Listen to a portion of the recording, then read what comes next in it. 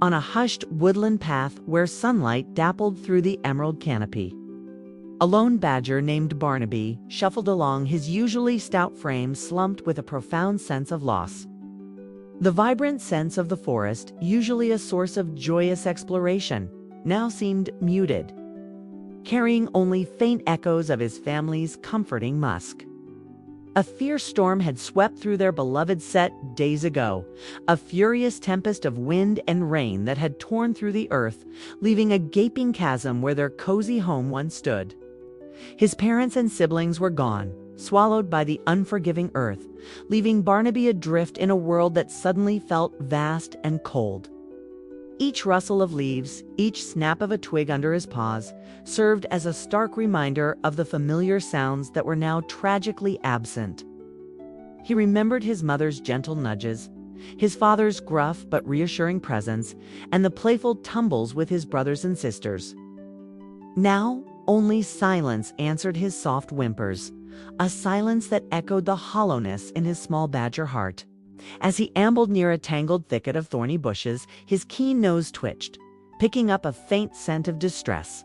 Peering through the sharp branches, Barnaby saw a small field mouse, its delicate foot caught in a discarded piece of twine. The tiny creature wriggled frantically, its squeaks barely audible against the backdrop of the whispering woods. Despite his own deep sorrow, a flicker of empathy stirred within Barnaby conversation history. He knew what it felt like to be trapped and helpless. Carefully, Barnaby began to gnaw at the taut twine with his strong teeth. The sharp fibers bit into his snout, and the thorns scratched his fur. But he persisted, driven by a primal urge to alleviate the other creature's suffering.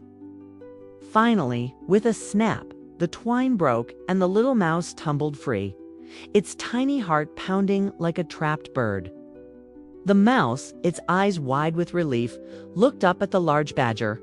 "Oh, thank you, it squeaked, its voice trembling. "You have saved me." Barnaby, his voice thick with sadness, simply nodded. He wasn't looking for gratitude, he was merely acting on an instinct to help, a small distraction from the immense pain that gnawed at him.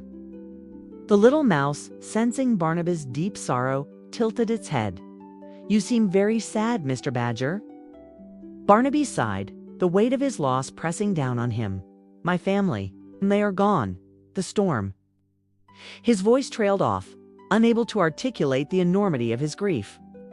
The mouse, whose name was Pipkin, scurried closer, its tiny whiskers twitching. "You've freed me from the trap," he said softly. Perhaps I can help you in return. Tell me what your deepest ache is, and I will do my best to ease it." Barnaby looked down at the small creature, his eyes filled with a profound longing. What could a tiny mouse possibly do to mend the gaping hole in his heart? Yet there was a genuine sincerity in Pipkin's earnest gaze. He decided to voice the yearning that consumed him. My deepest wish is to feel the warmth of my family again, to hear their familiar snuffles, to feel their fur beside mine, to not be so utterly alone." Pipkin listened intently, his small body still trembling slightly from its ordeal. He understood the pain of loss, the fear of being alone in the vast and sometimes cruel world. After a moment of quiet contemplation, he looked up at Barnaby, his bright eyes filled with a gentle wisdom that belied his size.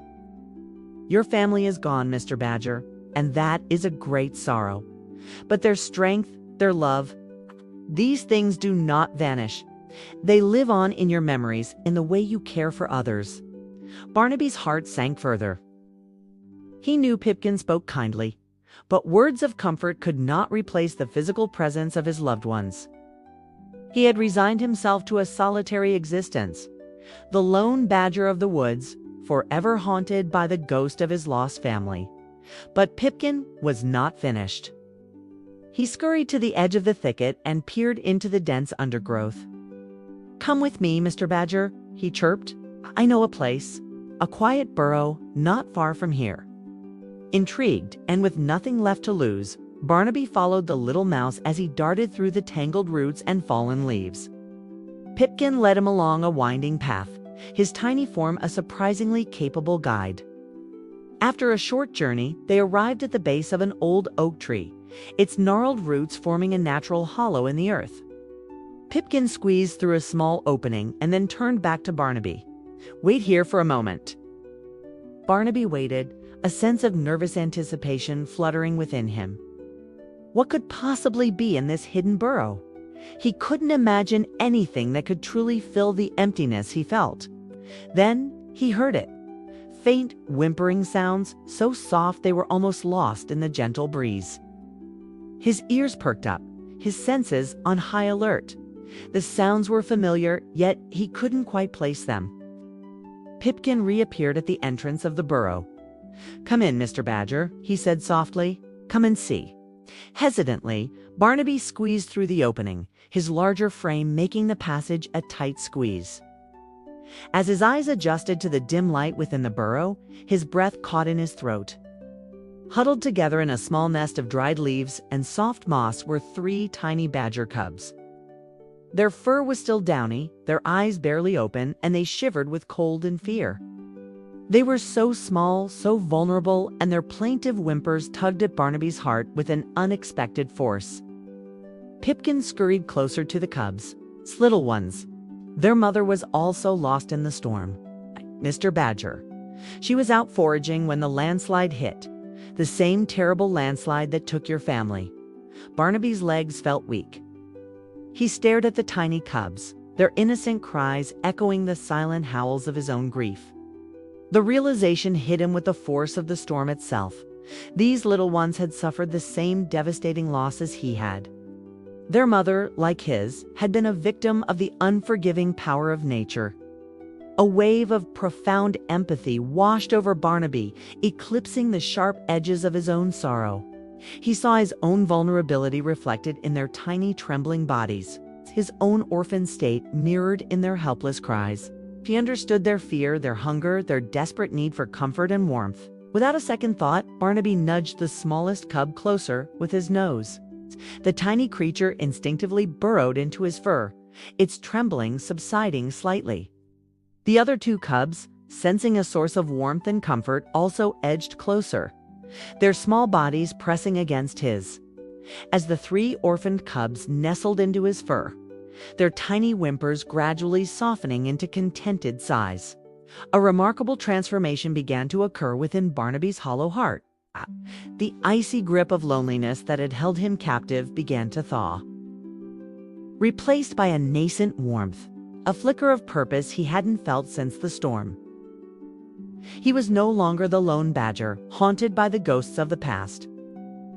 He was now a protector, a guardian, a source of comfort for these vulnerable little ones who had suffered the same terrible fate as he.